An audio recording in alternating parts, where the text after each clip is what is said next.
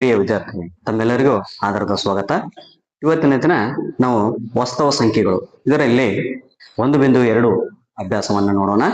ಇದರ ಹಿಂದಿನ ವಿಡಿಯೋಗಳಲ್ಲಿ ನಾವು 1.1 ಅಭ್ಯಾಸವನ್ನ ಸಂಪೂರ್ಣವಾಗಿ ನೋಡಿದ್ದೇವೆ. ಇವತ್ತಿನ ದಿನ 1.2ರಲ್ಲಿ ಅಂಕಗಣಿತ ಮೂಲ ಪ್ರಮೇಯ 1.2 ಮತ್ತು ಉಳಿದ ಮಾದರಿ ಲೆಕ್ಕಗಳು ಹಾಗೂ ಅಭ್ಯಾಸದ ಲೆಕ್ಕಗಳನ್ನ ನೋಡೋಣ. ಬನ್ನಿ ನೋಡಿ ವಿದ್ಯಾರ್ಥಿಗಳೇ, ಅಧ್ಯಾಯ 1 ವಾಸ್ತವ ಸಂಖ್ಯೆಗಳು ಭಾಗಲಬ್ಧ ಸಂಖ್ಯೆಗಳ ಪುನರಾವಲೋಕನ. ಇದರಲ್ಲಿ ಪ್ರಮೇಯ 1.2. ಈ 1.2 ಪ್ರಮೇಯ ಏನ್ ಹೇಳುತ್ತದೆ ಅನ್ನೋದನ್ನ ನೋಡಿದಾಗ ನೋಡ್ರಿ, ಇಲ್ಲಿ ಒಂದು ಅವಿಭಾಜ್ಯ ಸಂಖ್ಯೆ ಪಿ ಯು ಎ ಸ್ಕ್ವೇರ್ ಅನ್ನು ಭಾಗಿಸಿದರೆ ಆಗ ಪಿ ಯು ಎ ಯನ್ನು ಭಾಗಿಸುತ್ತದೆ. ಇಲ್ಲಿ ಎ ಒಂದು ಧನ ಪೂರ್ಣಾಂಕವಾಗಿದೆ.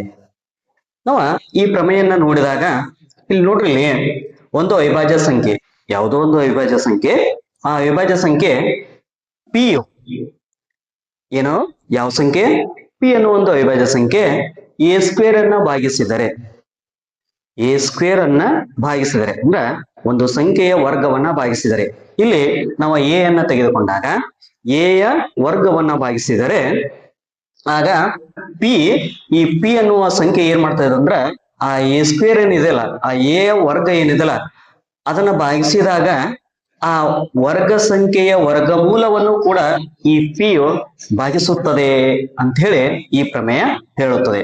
ಇಲ್ಲಿ ಎ ಒಂದು ಧನ ಪೂರ್ಣಾಂಕವಾಗಿದೆ. ಅದಕ್ಕಾಗಿ ನೋಡ್ರಿ, ಒಂದು ಸಂಖ್ಯೆ, ಯಾವುದೋ ಒಂದು ಅವಿಭಾಜ್ಯ ಸಂಖ್ಯೆ ಒಂದು ಸಂಖ್ಯೆಯ ವರ್ಗವನ್ನ ಭಾಗಿಸಿದರೆ ಆಗ ಆ ಒಂದು ಸಂಖ್ಯೆಯು ಆ ವರ್ಗದ ವರ್ಗಮೂಲವನ್ನು ಕೂಡ ಭಾಗಿಸುತ್ತದೆ ಅಂತ ಹೇಳಿ 1.2 ಪ್ರಮೇಯ ಹೇಳುತ್ತದೆ. ಇದರ ಹಿಂದೆ ನಾವು 1.1 ಪ್ರಮೇಯನ್ನ ನೋಡಿದ್ದೇವೆ. ಅಲ್ಲಿ ನಮ್ಗ ಒಟ್ಟು 2 ಪ್ರಮೇಯಗಳನ್ನ ಇಟ್ಟಿದ್ದಾರೆ. ಅಲ್ಲಿ 1.1 ಮತ್ತು 1.2 ಪ್ರಮೇಯಗಳು ಅತ್ಯಂತ ಮುಖ್ಯವಾದವು. ಇಲ್ಲಿ ನಾವು ನೋಡಿದಾಗ ಒಂದು ಸಂಖ್ಯೆ, ಯಾವುದೋ ಒಂದು ಸಂಖ್ಯೆ ಪಿ ಎನ್ನುವ ಒಂದು ಸಂಖ್ಯೆ ಎ ಸ್ಕ್ವೇರ್ ಅನ್ನ ಭಾಗಿಸಿದರೆ ಅಂದ್ರ ಒಂದು ಸಂಖ್ಯೆಯ ವರ್ಗವನ್ನ ಭಾಗಿಸಿದ್ರೆ ಆಗ ಪಿ ಅನ್ನುವ ಸಂಖ್ಯೆ ಆ ವರ್ಗದ ವರ್ಗಮೂಲವನ್ನು ಕೂಡ ಭಾಗಿಸುತ್ತದೆ ಅನ್ನೋದನ್ನ ಈ ಒಂದು ಪ್ರಮೇಯ ಹೇಳುತ್ತದೆ. ಅದಕ್ಕಾಗಿ ಈ ಒಂದು ಪ್ರಮೇಯದ ಮೇಲೆನೆ ಈ ಒಂದು ಅಭ್ಯಾಸ ನಿಂತಿದೆ. ಅದಕ್ಕಾಗಿ ನೀವು ಇದನ್ನ ಮನನ ಮಾಡ್ಕೊಳ್ತೀವಿ. ಇನ್ನ ಮುಂದೆ ಈ ಒಂದು ಅಭ್ಯಾಸದಲ್ಲಿ ನಮಗೆ ಬರುವಂತ ಲೆಕ್ಕಗಳು ಅತ್ಯಂತ ಇಂಪಾರ್ಟೆಂಟ್. ಅದಕ್ಕಾಗಿ ನೋಡ್ರಿ, ಒಂದು ನಮಗ ಗೊತ್ತಿರ್ಬೇಕು ಅಭಾಗಲಬ್ಧ ಸಂಖ್ಯೆಗಳೆಂದರೇನು. ಭಾಗಲಬ್ಧ ಸಂಖ್ಯೆಗಳನ್ನ ನೋಡಿದೆವು, ಅಭಾಗಲಬ್ಧ ಸಂಖ್ಯೆಗಳನ್ನು, ಸ್ವಾಭಾವಿಕ ಸಂಖ್ಯೆಗಳನ್ನ ನೋಡಿದೆವು, ಪೂರ್ಣ ಸಂಖ್ಯೆಗಳು, ಪೂರ್ಣಾಂಕಗಳು, ಇವೆಲ್ಲವುಗಳನ್ನ ಅಭ್ಯಾಸದ ಪ್ರಾರಂಭದಲ್ಲಿ ನೋಡಿದೆವು. ಭಾಗಲಬ್ಧ ಮತ್ತು ಅಭಾಗಲಬ್ಧ ಸಂಖ್ಯೆಗಳ ಸಮೂಹವನ್ನು ಕೂಡ ನಾವು ವಾಸ್ತವ ಸಂಖ್ಯೆಗಳಂತ ಹೇಳಿ ಕರಿತೇವೆ ಅಂತ ಹೇಳಿದೆವು. ಇಲ್ಲಿ ನಮ್ಗ ಭಾಗಲಬ್ಧ ಸಂಖ್ಯೆ ಹೊರತಾಗಿ ಅಭಾಗಲಬ್ಧ ಸಂಖ್ಯೆಯ ಮೇನ ನಮ್ಗ ಫೋಕಸ್ ಅನ್ನ ಮಾಡ್ಬೇಕು. ಏಕೆಂದ್ರೆ ಇಲ್ಲಿ ಒಂದು ಭಾಗಲಬ್ಧ ಸಂಖ್ಯೆಯ ಬದಲಾಗಿ ಅಭಾಗಲಬ್ಧ ಸಂಖ್ಯೆ ಎಂದು ಸಾಧಿಸಬೇಕಾದಂತ ಎಲ್ಲ ಸಮಸ್ಯೆಗಳದಾವ. ಅದಕ್ಕಾಗಿ ನೋಡ್ರಿ, ಇಲ್ಲಿ √2 ಎನ್ನುವುದು √2 ಒಂದು ಅಭಾಗಲಬ್ಧ ಸಂಖ್ಯೆ ಎಂದು ಸಾಧಿಸಿ. ಇದು ಈ ಪ್ರಮೇಯ 1.2ರ ಮೇಲೆನೆ ನಿಂತಿದೆ. ಅದಕ್ಕಾಗಿ ಈ √2 ಅನ್ನುವುದು ಒಂದು ಅಭಾಗಲಬ್ಧ ಸಂಖ್ಯೆ. ನೋಡ್ರಿ, ಯಾವ ಸಂಖ್ಯೆಯನ್ನ p/q ರೂಪದಲ್ಲಿ ವ್ಯಕ್ತಪಡಿಸಲು ಸಾಧ್ಯವಿಲ್ಲವೋ, ನಮಗೆ ಯಾವ ಸಂಖ್ಯೆಯನ್ನ p/q ರೂಪದಲ್ಲಿ ವ್ಯಕ್ತಪಡಿಸಲು ಸಾಧ್ಯವಿಲ್ಲವೋ ಅಂತ ಸಂಖ್ಯೆಗಳನ್ನ ನಾವು ಏನಂತ ಕರಿತೇವೆ? ಅಭಾಗಲಬ್ಧ ಸಂಖ್ಯೆಗಳು ಅಂತೇಳಿ ಕರಿತೇವೆ.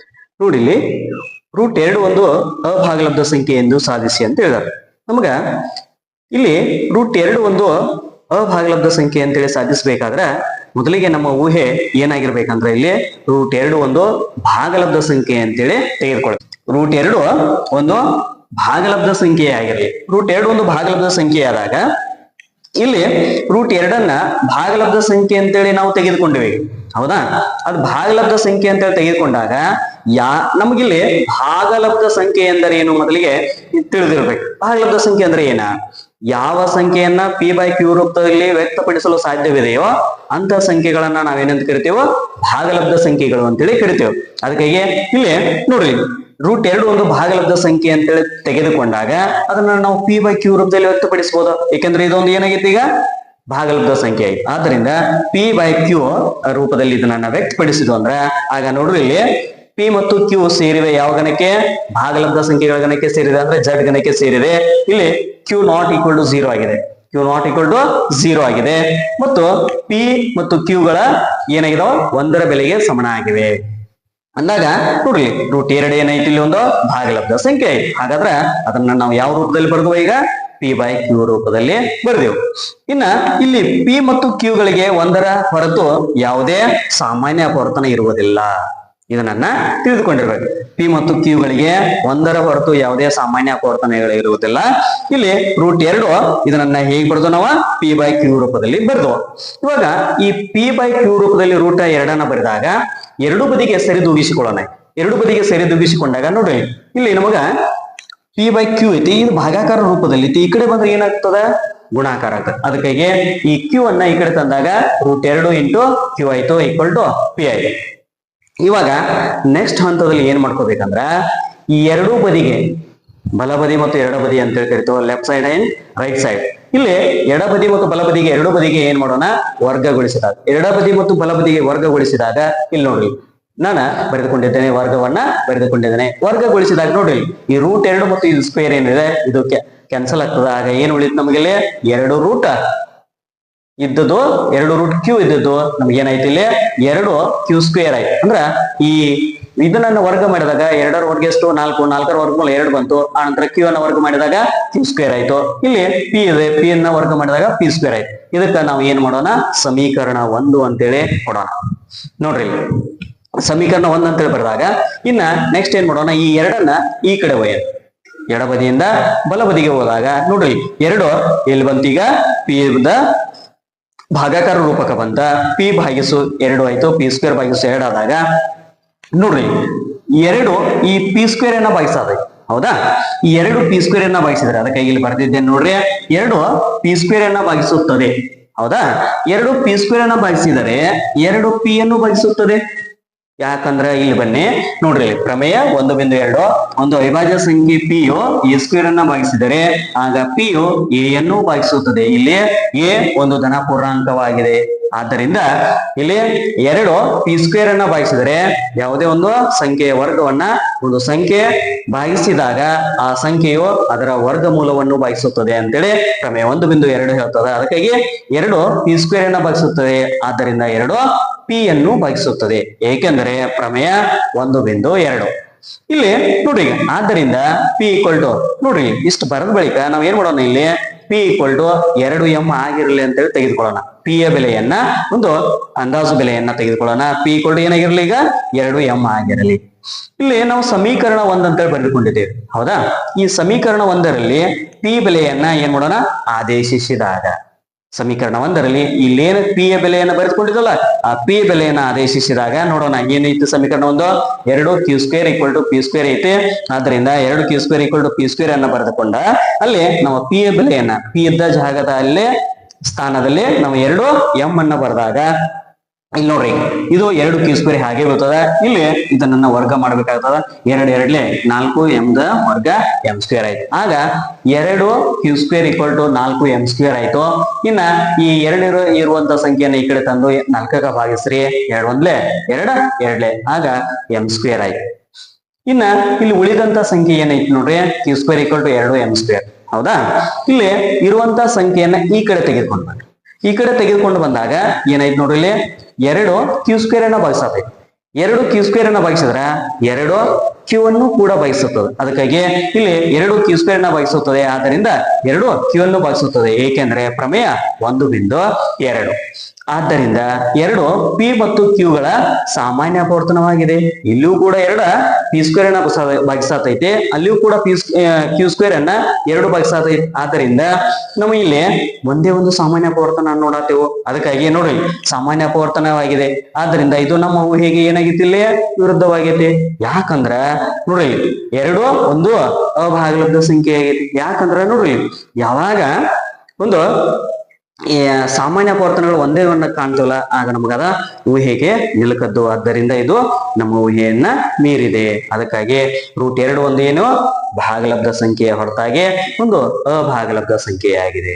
√3 ಒಂದು ಅಭಾಗಲಬ್ಧ ಸಂಖ್ಯೆ ಎಂದು ಸಾಧಿಸಿ. √3 ಒಂದು ಅಭಾಗಲಬ್ಧ ಸಂಖ್ಯೆ ಅಂತೇಳಿ ಸಾಧಿಸಬೇಕಾದ್ರ ಮೊದಲಿಗೆ ನಾವಿಲ್ಲಿ ನಮ್ಮ ಊಹೆಯನ್ನ ವಿರುದ್ಧ ದಿಕ್ಕಿನಲ್ಲಿ ಒಯ್ಯಬೇಕು. ಅದಕ್ಕಾಗಿ ನಮ್ಮ ಊಹೆ ಏನಾಗಿರ್ಲಿ ಅಂದ್ರೆ ಇಲ್ಲಿ √3 ಒಂದು ಭಾಗಲಬ್ಧ ಸಂಖ್ಯೆ ಆಗಿರ್ಲಿ. √3 ಒಂದು ಭಾಗಲಬ್ಧ ಸಂಖ್ಯೆ ಅಂತ ತಿಳ್ಕೊಂಡಾಗ ನೋಡ್ರಿ, ಇಲ್ಲಿ ಭಾಗಲಬ್ಧ ಸಂಖ್ಯೆಗಳನ್ನ ಯಾವ ರೂಪದಲ್ಲಿ ಬರಿತೀವೋ, ಭಾಗಲಬ್ಧ ಸಂಖ್ಯೆಗಳನ್ನ p/q ರೂಪದಲ್ಲಿ ಬರಿತೀವೋ, ಇಲ್ಲಿ q ≠ 0 ಆಗಿರ್ತದೆ. ಅದಕ್ಕಾಗಿ ನಾನು ಇಲ್ಲಿ ಊಹೆಯನ್ನ ಮಾಡಿಕೊಂಡು √3 ಒಂದು ಭಾಗಲಬ್ಧ ಸಂಖ್ಯೆ ಆಗಿರ್ಲಿ ಅಂತೇಳಿ ತೆಗೆದುಕೊಂಡಿದ್ದೇನೆ. ಇಲ್ಲಿ √3 ಭಾಗಲಬ್ಧ ಸಂಖ್ಯೆ ಅಂತೇಳಿ ತೆಗೆದುಕೊಂಡಾಗ ಅದನ್ನ p/q ರೂಪದಲ್ಲಿ ವ್ಯಕ್ತಪಡಿಸುತ್ತೇನೆ. ನಂತರ p ಮತ್ತು q ಗಳು ಸೇರಿವೆ ಯಾವ ಗಣಕ?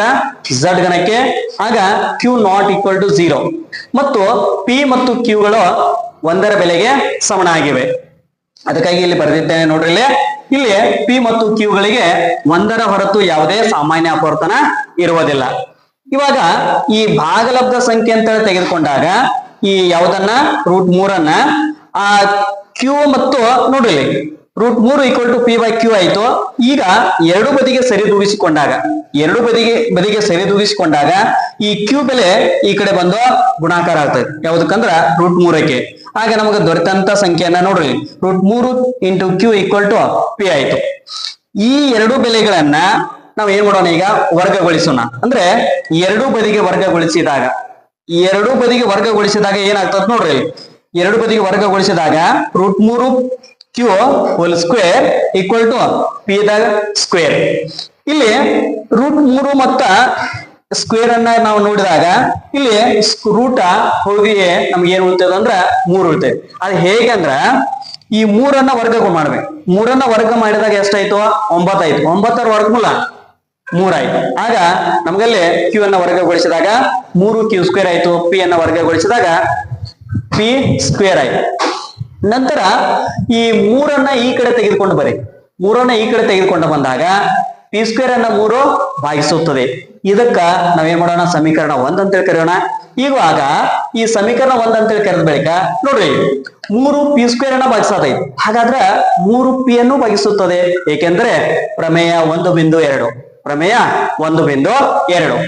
ಆನಂತರ ಇಲ್ಲಿ ಏನ್ ಮಾಡ್ಕೊಳ್ಳೋಣ ಅಂದ್ರ p ಬೆಲೆ ಏನೈತಿಲ್ಲ, ಆ p ಬೆಲೆಯನ್ನ 3m ಅಂತೇಳಿ ತೆಗೆದುಕೊಳ್ಳೋಣ. ಈ 3m ಅಂತೇಳಿ ತೆಗೆದುಕೊಂಡಾಗ ಅಲ್ಲಿ ನಾವು ಸಮೀಕರಣ 1ರಲ್ಲಿ ಏನ್ ಮಾಡೋಣ, p ಯ ಬೆಲೆಯನ್ನ ಆದೇಶ ಮಾಡೋಣ. p ಯ ಬೆಲೆಯನ್ನ ಆದೇಶ ಮಾಡಿದಾಗ ಇಲ್ಲಿ ನೋಡ್ರಿ, ಈಗ ಸಮೀಕರಣ ಮೊದಲಿಗೆ ಬರೆದುಕೊಡ್ರಿ. 3q² p² ಸಮೀಕರಣ 1 ಐತಿ. ಆಗ p ಇದ್ದ ಜಾಗದಲ್ಲಿ 3m ಅನ್ನ ತುಂಬ್ರಿ. 3m ಅನ್ನ ಬರೆದಾಗ ಇದು ವರ್ಗ ಇರುವುದರಿಂದ ಇದನ್ನ ವರ್ಗಗೊಳಿಸ್ರಿ. ಆಗ 3ರ ವರ್ಗ 9, ಇಲ್ಲಿ m ದ ವರ್ಗ 2 ಆಗ್ತದ. ಆಗ ಇಲ್ಲಿ q² ಏನಾಯ್ತು ನೋಡ್ರಿ, ಈ 3 ಈ ಕಡೆ ಬಂದ್ರ ಭಾಗಾಕಾರ ಆಯ್ತು. ಅವಾಗ q² 9 3m² ಆಯ್ತು. ಈ 3ರಿಂದ 9 ಅನ್ನ ಭಾಗಿಸ್ರಿ, 3m² ಇರ್ತದ. ಆಗ q² 3m² ಉಳಿತು. ನಂತರ ಏನ್ ಮಾಡ್ರಿ, ಈ 3 ಈ ಕಡೆ ತೆಗೆದುಕೊಂಡು ಬರ್ರಿ. 3 ಈ ಕಡೆ ತೆಗೆದುಕೊಂಡು ಬಂದಾಗ ಈ 3 ಏನ್ ಮಾಡ್ತದ ನೋಡ್ರಿ, 3 q² ಅನ್ನ ಭಾಗಿಸುತ್ತದೆ. 3 q² ಅನ್ನ ಭಾಗಿಸಿದಾಗ 3 q ಅನ್ನು ಭಾಗಿಸುತ್ತದೆ. ಆದ್ದರಿಂದ 3 ಇದು ಏನಾಗಿದೆ ನೋಡ್ರಿ, 3 ಇದು p ಮತ್ತು q ಗಳ ಸಾಮಾನ್ಯ ಅಪವರ್ತನವಾಗಿದೆ. ಆದ್ದರಿಂದ ನೋಡ್ರಿ, ನಮ್ಮ ಊಹೆಗೆ ಇಲ್ಲಿ ಏನಾಗಿದೆ, ವಿರುದ್ಧವಾಗಿದೆ. ನಮ್ಮ ಊಹೆ ವಿರುದ್ಧವಾಗಿದೆ. ಆದ್ದರಿಂದ ನಾವು √3 ಅನ್ನ ಒಂದು ಭಾಗಲಬ್ಧ ಸಂಖ್ಯೆಯ ಹೊರತಾಗಿ ಅಭಾಗಲಬ್ಧ ಸಂಖ್ಯೆ ಎಂದು ಹೇಳಬಹುದು. ಅದಕ್ಕಾಗಿ √3 ಅನ್ನ ಅಭಾಗಲಬ್ಧ ಸಂಖ್ಯೆ ಅಂತೇಳಿ ಸಾಧಿಸಬೇಕಾದ್ರೆ ಮೊದಲಿಗೆ ಹಂತ ವೈಸ್ ನಾವು ಹೋದ್ರೆ ಬಹಳ ಸರಳ ಆಗ್ತದ. ಅದಕ್ಕಾಗಿ ಏನು ಕೊಟ್ಟಿರ್ತಾರಲ್ಲ ಆ ಸಂಖ್ಯೆಯನ್ನ ತೆಗೆದುಕೊಂಡು ನಾವೊಂದು ಊಹೆಯನ್ನ ಇಮ್ಯಾಜಿನ್ ಅನ್ನ ಮಾಡಿಕೊಂಡಾಗ √3 ಕೊಟ್ಟಿದ್ರಂದ್ರ √3 ಒಂದು ಏನಾಗಿರ್ಲಿ, ಅಭಾಗಲಬ್ಧ ಹೊರತಾಗಿ ಅದೊಂದು ಭಾಗಲಬ್ಧ ಸಂಖ್ಯೆ ಆಗಿರ್ಲಿ. ಭಾಗಲಬ್ಧ ಸಂಖ್ಯೆ ಅಂತ ಬರೆದುಕೊಂಡ ನಂತರ ಅದನ್ನ ನಾವು ಯಾವ ರೂಪದಲ್ಲಿ ಬರೀಬೇಕು, p/q ರೂಪದಲ್ಲಿ ಬರೀಬೇಕು. p/q ರೂಪದಲ್ಲಿ ಬರೆದಾಗ ಅಲ್ಲಿ ಎರಡು ಬದಿಗೆ ಸಮೀಕರಣವನ್ನ ಸರಿದೂಗಿಸಿಕೊಳ್ಬೇಕು. ಎರಡು ಬದಿಗೆ ಸಮೀಕರಣವನ್ನ ಸರಿದೂಗಿಸಿಕೊಂಡ ನಂತರ ಅಲ್ಲಿ ನಾವು ಎರಡು ಬದಿಗೆ ವರ್ಗವನ್ನ ಮಾಡ್ಬೇಕು. ಎರಡು ಬದಿಗೆ ವರ್ಗವನ್ನ ಮಾಡಿದಾಗ ಅಲ್ಲಿ ನಮಗ ಏನ್ ಬರ್ತದ ನೋಡ್ರಿ, ಎರಡು ಬದಿಗೆ ವರ್ಗವನ್ನ ಮಾಡಿದಾಗ 3 q² p² ಆಯ್ತು. ಈಗ q² p² / 3 ಆಯ್ತು. ಇದಕ್ಕ ಸಮೀಕರಣ 1 ಅಂತ ಹೇಳಿ ತೆಗೆದುಕೊಳ್ಬೇಕು. ಸಮೀಕರಣ 1 ಅಂತ ಹೇಳಿ ತೆಗೆದುಕೊಂಡಾಗ ಇಲ್ಲಿ ನಮಗ ಕೆಲವೊಂದಷ್ಟು ಅಂಶಗಳು ಕಂಡು ಬರ್ತಾವ. ಅವು ಏನಂದ್ರ 3 p² ಅನ್ನು ಭಾಗಿಸ್ತಾ ಇರ್ತದೆ, ಆನಂತರ 3 q² ಅನ್ನು ಭಾಗಿಸುತ್ತದೆ. ಆದ್ದರಿಂದ ನಮಗ 1.2ರ ಪ್ರಮೇಯದ ಪ್ರಕಾರ ಇಲ್ಲಿ ನಾವು ಅದನ್ನ ಬರೀಬಹುದು. ಇದಕ್ಕ ನಾವು ಇಲ್ಲಿ ಏನ್ ಮಾಡೋಣ ಅಂದ್ರೆ ಇಲ್ಲಿಗೆ ಒಂದು ಹಂತ ಮುಗಿತಾ, ಇಲ್ಲಿ ನಂತರ ನಾವು ಎರಡನೇ ಹಂತದಲ್ಲಿ ಪಿ ಯ ಬೆಲೆಯನ್ನ ಬರೆದುಕೊಳ್ಬೇಕು. ಪಿ ಯ ಬೆಲೆ 3m ಆಗಿರಲಿ. 3m ಆದಾಗ ನಾವು ಆ 3m ಅನ್ನ ಸಮೀಕರಣ 1ರಲ್ಲಿ ಪಿ ಇದ್ದ ಜಾಗದಲ್ಲಿ ನಾವು ಆ ಬೆಲೆಯನ್ನ ಆದೇಶ ಮಾಡ್ಬೇಕು. ಪಿ ಇದ್ದ ಜಾಗದಲ್ಲಿ ಆದೇಶ ಮಾಡಿದಾಗ ಈಗ 3q² = p² ನಮ್ಮ ಸಮೀಕರಣ ಒಂದಿದೆ. ಆನಂತರ 3q² = 3m², m ಇದರ ಘಾತ 2 ಅಂತೇಳಿ ಬರೆದಾಗ ಇಲ್ಲಿ q² = 9 3/m² ಆಯ್ತು. ಯಾಕಂದ್ರೆ ಈ 3 ಈ ಕಡೆ ಬಂದಿರ್ತದ, ಇಲ್ಲಿ 9 3/m² ಆಯ್ತು. ಇದನ್ನ ನಾವು ವರ್ಗ ಇದ್ದ ಸಂಖ್ಯೆಯನ್ನ ನಾವ್ ಏನ್ ಮಾಡಿದ್ವಿ, ಇಲ್ಲಿ ಭಾಗಿಸ್ತೇವ. ಭಾಗಿಸಿದಾಗ ಎಷ್ಟು ಬಂತು? 3m² ಆಯ್ತು. ಈ 3 ಈ ಕಡೆ ಬಂದಾಗ ಇಲ್ಲಿ ಏನಾಗ್ತದ? 3 q² ಭಾಗಿಸುತ್ತದೆ, 3 q ಅನ್ನು ಭಾಗಿಸುತ್ತದೆ. ಇವು ಎರಡು ಹಂತಗಳನ್ನ ನೋಡಿದಾಗ, ಎರಡು ಹಂತಗಳನ್ನ ಕಂಪೇರ್ ಮಾಡಿದಾಗ ನೋಡ್ರಿ, 3 ಇದು ಪಿ ಮತ್ತು ಕ್ಯೂ ಗಳ ಸಾಮಾನ್ಯ ಅಪವರ್ತನವಾಗಿದೆ. ಆದ್ದರಿಂದ ನಮ್ಮ ಊಹೆ ಏನಾಗಿದೆ? ಇಲ್ಲಿ ತಪ್ಪಾಗಿದೆ. ನಮ್ಮ ಊಹೆ ವಿರುದ್ಧವಾಗಿದೆ. ಆದ್ದರಿಂದ ನಾವು √3 ಏನಂತ ಕರಿಬಹುದು? ಒಂದು ಅಭಾಗಲಬ್ಧ ಸಂಖ್ಯೆ ಅಂತೇಳಿ ಕರಿಬಹುದು. ಮುಂದಿನ ಉದಾಹರಣೆ ನೋಡ್ರಿ, 5 - √3 ಒಂದು ಅಭಾಗಲಬ್ಧ ಸಂಖ್ಯೆ ಎಂದು ಸಾಧಿಸಿ. ಇದನ್ನ ಒಂದು ಅಭಾಗಲಬ್ಧ ಸಂಖ್ಯೆ ಅಂತೇಳಿ ಸಾಧಿಸಬೇಕಾದ್ರೆ ನಾವೇನ್ ಮಾಡೋಣ? ನಮ್ಮ ಊಹೆಯನ್ನ ಇಲ್ಲಿ ಇದೊಂದು ಭಾಗಲಬ್ಧ ಸಂಖ್ಯೆ ಅಂತ ಹೇಳಿ ತೆಗೆದುಕೊಳ್ಳೋಣ. 5 - √3 ಒಂದು ಭಾಗಲಬ್ಧ ಸಂಖ್ಯೆ ಅಂತೇಳಿ ತೆಗೆದುಕೊಂಡಾಗ ನೋಡ್ರಿ, ಇಲ್ಲಿ ಇದು ಭಾಗಲಬ್ಧ ಸಂಖ್ಯೆ ಅಂತ ತೆಗೆದುಕೊಂಡಾಗ ಇದನ್ನ ನಾವು p/q ರೂಪದಲ್ಲಿ ವ್ಯಕ್ತಪಡಿಸಬಹುದು. ಅದಕ್ಕಾಗಿ ನಾನು ಇಲ್ಲಿ 5 - √3 = p/q. ಇಲ್ಲಿ ಪಿ ಮತ್ತು ಕ್ಯೂಗಳು ಸೇರಿದ z ಗಣಕ್ಕೆ q0 = 0.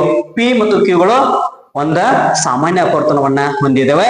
ಅದಕ್ಕಾಗಿ ಇಲ್ಲಿ ಬರೆದುಕೊಂಡಾಗ ಇಲ್ಲಿ ನೋಡ್ರಿ, p/q ರೂಪದಲ್ಲಿ ವ್ಯಕ್ತಪಡಿಸಿದಾಗ ಇಲ್ಲಿ -√3 ಇದೆ.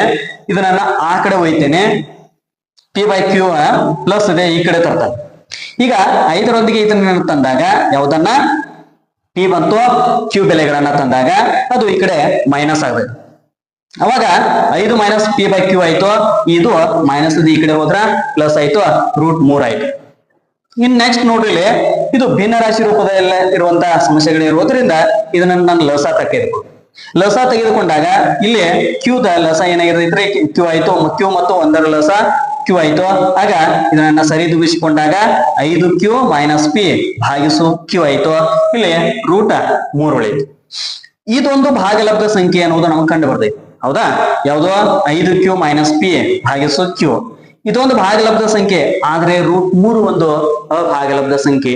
ಹಿಂದಿನ ಉದಾಹರಣೆಯಲ್ಲಿ ನೋಡಿದೆವು ನಾವು √3 ಒಂದು ಅಭಾಗಲಬ್ಧ ಸಂಖ್ಯೆ ಅಂತೇಳಿ ಸಾಧಿಸಿದೆವು. ಅಲ್ಲದೆ ಒಂದು ಹೇಳಿಕೆಯು ಕೂಡ ನಾವು ನೋಡ್ತೇವೆ. ಒಂದು ಭಾಗಲಬ್ಧ ಸಂಖ್ಯೆ ಮತ್ತು ಇನ್ನೊಂದು ಅಭಾಗಲಬ್ಧ ಸಂಖ್ಯೆಗಳ ಇದ್ದಾಗ ಅವುಗಳನ್ನ ನಾವು ಅಭಾಗಲಬ್ಧ ಸಂಖ್ಯೆಗಳೇ ಅಂತೇಳಿ ನೋಡಿದೆವು. ಅದಕ್ಕಾಗಿ ಇಲ್ಲಿ 5q - p ಭಾಗಿಸು q ಒಂದು ಭಾಗಲಬ್ಧ ಸಂಖ್ಯೆ, ಆದರೆ √3 ಒಂದು ಅಭಾಗಲಬ್ಧ ಸಂಖ್ಯೆ. ಆದ್ದರಿಂದ ಇದು ಸಾಧ್ಯ. ಯಾವುದೋ 5 - √3 ಒಂದು ಭಾಗಲಬ್ಧ ಸಂಖ್ಯೆ ಅನ್ನೋದು ಅಸಾಧ್ಯ. ಅದಕ್ಕಾಗಿ ನಾವು ಅದನ್ನ ಬರಿತೇವ ಇಲ್ಲಿ. ಆದ್ದರಿಂದ ನಮ್ಮ ಊಹೆ ತಪ್ಪಾಗಿದೆ. ಆದ್ದರಿಂದ 5 - √3 ಒಂದು ಅಭಾಗಲಬ್ಧ ಸಂಖ್ಯೆ. ಬಹಳ ಈಸಿ ಇರ್ತಾವ. ಇದನ್ನ ನಿಮಗ ಪರೀಕ್ಷೆಯಲ್ಲಿ 2 ಅಂಕಗಳಿಗೆ ಕೇಳುವಂತ ಪ್ರಶ್ನೆ ಆಗಿರ್ತದ. ಅದಕ್ಕಾಗಿ ಬಹಳ ಅಂದ್ರೆ ಬಹಳ ಸರಳ ಪ್ರಶ್ನೆ ಐತಿ. ನೋಡ್ರಿ, 5 - √3 ಒಂದು ಅಭಾಗಲಬ್ಧ ಸಂಖ್ಯೆ ಅಂತೇಳಿ ಸಾಧಿಸಿ ಅಂದಾಗ ನಾವ್ ಏನ್ ಮಾಡ್ಕೋಬೇಕು? ಮೊದಲಿಗೆ ಅದೊಂದು ಭಾಗಲಬ್ಧ ಸಂಖ್ಯೆ ಆಗಿರ್ಲ ಅಂತೇಳಿ ಊಹೆಯನ್ನ ಮಾಡ್ಕೊಳ್ಬೇಕು. ನಂತರ ಭಾಗಲಬ್ಧ ಸಂಖ್ಯೆ ಆದಾಗ ಅದನ್ನ ನಾವು ಯಾವ ರೂಪದಲ್ಲಿ ಬರಿತೇವೋ? p/q ರೂಪದಲ್ಲಿ ಬರಿತೇವೋ. p/q ರೂಪದಲ್ಲಿ ಬರೆದ ನಂತರ ನೆಕ್ಸ್ಟ್ ಏನ್ ಮಾಡ್ಕೋಬೇಕು? ಸಮಸ್ಯೆಯನ್ನ ಸರಿದೂಗಿಸಿಕೊಳ್ಬೇಕು. ಸರಿದೂಗಿಸಿಕೊಂಡಾಗ 5 - p/q = √3 ಆಯ್ತು. ಇಲ್ಲಿ 5q - p/q ಆಯ್ತು. ಯಾಕೆಂದ್ರೆ ಛೇದಗಳ ಲಸ ಮಾಡ್ತೇವೆ. ನಂತರ = ಎಷ್ಟಾಯ್ತು? √3 ಆಯ್ತು. ಆದ್ರೆ ಇಲ್ಲಿ ಒಂದು ಭಾಗಲಬ್ಧ ಸಂಖ್ಯೆ, ಇನ್ನೊಂದು ಅಭಾಗಲಬ್ಧ ಸಂಖ್ಯೆ ಇದೆ. ಆದ್ರಿಂದ 5 - √3 ಒಂದು ಅಭಾಗಲಬ್ಧ ಸಂಖ್ಯೆ ಅಂತೇಳಿ ಹೇಳ್ಬೋದು. ಅದೇ ರೀತಿಯಾಗಿ ಮುಂದಿನ ಉದಾಹರಣೆಯನ್ನ ನೋಡೋಣ. ಇದು ಡಿಫ್ರೆಂಟ್ ಐತೆ. ನೋಡ್ರಿ, 3√2 ಒಂದು ಅಭಾಗಲಬ್ಧ ಸಂಖ್ಯೆ ಎಂದು ಸಾಧಿಸಿ ಅಂತ ಹೇಳಿದರು. 3√2 ಒಂದು ಅಭಾಗಲಬ್ಧ ಸಂಖ್ಯೆ ಅಂತ ಹೇಳಿ ಸಾಧಿಸಿದಾಗ ಇದು ಕೂಡ ನಿಮ್ಗ ಪರೀಕ್ಷೆಯಲ್ಲಿ 2 ಅಂಕಗಳಿಗೆ ಕೇಳುವಂತ ಪ್ರಶ್ನೆ ಆಗಿರ್ತದ. ಅದಕ್ಕಾಗಿ ಇದೊಂದು ನಾವು ಊಹೆಯನ್ನ ಮಾಡೋಣ. ಇದೊಂದು ಏನಾಗಿರ್ಲಿ? ಭಾಗಲಬ್ಧ ಸಂಖ್ಯೆ. ಭಾಗಲಬ್ಧ ಸಂಖ್ಯೆ ಆದಾಗ 3√2 ಭಾಗಲಬ್ಧ ಸಂಖ್ಯೆ ಆದಾಗ ಇಲ್ಲಿ ಪಿ ಮತ್ತು ಕ್ಯೂಗಳು ಸೇರಿರ್ತಾವ ಜಡ್ಗಣಕ್ಕೆ, ಅನಂತರ ಕ್ಯೂ ನಾಟ್ ಈಕ್ವಲ್ ಟು 0. ಇಲ್ಲಿ ಪಿ ಮತ್ತು ಕ್ಯೂಗಳ ಸಾಮಾನ್ಯ ಕೊಡ್ತಾನೆ ಒಂದೇ ಆಗಿದೆ. ಅವಾಗ ನೋಡ್ರಿ ಈ 3 ಏನಿದೆ √2ಕ್ಕ ಗುಣಾಕಾರದಲ್ಲಿ ಅದನ್ನ ಈ ಕಡೆ ತೆಗೆದುಕೊಂಡು ಬಂದಾಗ ಇದು ಕ್ಯೂದೊಂದಿಗೆ ಗುಣಾಕಾರವನ್ನ ಹೊಂದದ. ಆಗ √2 equal to P by 3QI. ಇಲ್ಲಿ ಪಿ ಬೈ 3Q ಒಂದು ಭಾಗಲಬ್ಧ ಸಂಖ್ಯೆ, ಆದ್ರೆ √2 ಒಂದು ಅಭಾಗಲಬ್ಧ ಸಂಖ್ಯೆ. ಏಕೆಂದ್ರೆ ನಾವು ಇದನ್ನ ಈಗಾಗಲೇ ಹಿಂದಿನ ಸಮಸ್ಯೆಯಲ್ಲಿ ನೋಡಿದೆವು. √2 ಒಂದು ಅಭಾಗಲಬ್ಧ ಸಂಖ್ಯೆ ಅಂತೇಳಿ ಸಾಧಿಸಿದೆವು. ಒಂದು ಭಾಗಲಬ್ಧ ಸಂಖ್ಯೆ ಮತ್ತು ಇನ್ನೊಂದು ಅಭಾಗಲಬ್ಧ ಸಂಖ್ಯೆ ಇರುವುದರಿಂದ ಇದನ್ನ ಒಟ್ಟಾಗಿ ನಾವು ಅಭಾಗಲಬ್ಧ ಸಂಖ್ಯೆ ಅಂತೇಳಿನೇ ತೆಗೆದುಕೊಳ್ತೇವೆ. ಅದಕ್ಕಾಗಿ ಇಲ್ಲಿ ಪಿ ಬೈ 3Q ಒಂದು ಭಾಗಲಬ್ಧ ಸಂಖ್ಯೆ, ಆದರೆ √2 ಒಂದು ಅಭಾಗಲಬ್ಧ ಸಂಖ್ಯೆ. ಆದ್ದರಿಂದ ಇದು ಅಸಾಧ್ಯವಾಗಿರುವುದರಿಂದ ನಮ್ಮ ಊಹೆ ಏನಾಗಿತ್ತು ಇಲ್ಲಿ ತಪ್ಪಾಗಿದೆ. ಆದ್ದರಿಂದ 3√2 ಒಂದು ಅಭಾಗಲಬ್ಧ ಸಂಖ್ಯೆ ಅಂತೇಳಿ ಸಾಧಿಸಬಹುದು. ಬಹಳ ಈಸಿ ಐತಿ, ಅದಕ್ಕಾಗಿ ಬಹಳ ಸರಳ ಐತಿ ಲೆಕ್ಕ. ಅದಕ್ಕಾಗಿ ನಾವು ಇದನ್ನ ಪ್ರಾಕ್ಟೀಸ್ ಮಾಡಬೇಕು. ನೋಡ್ರಿ ಈ ರೀತಿಯಾಗಿ ಇನ್ನ ಮುಂದಿನ ವಿಡಿಯೋದಲ್ಲಿ ಅಭ್ಯಾಸ 1.2 ಎಲ್ಲ ಲೆಕ್ಕಗಳನ್ನ ಬಿಡಿಸಿರ್ತೇನೋ ಅವುಗಳನ್ನ ವೀಕ್ಷಿಸ್ರಿ.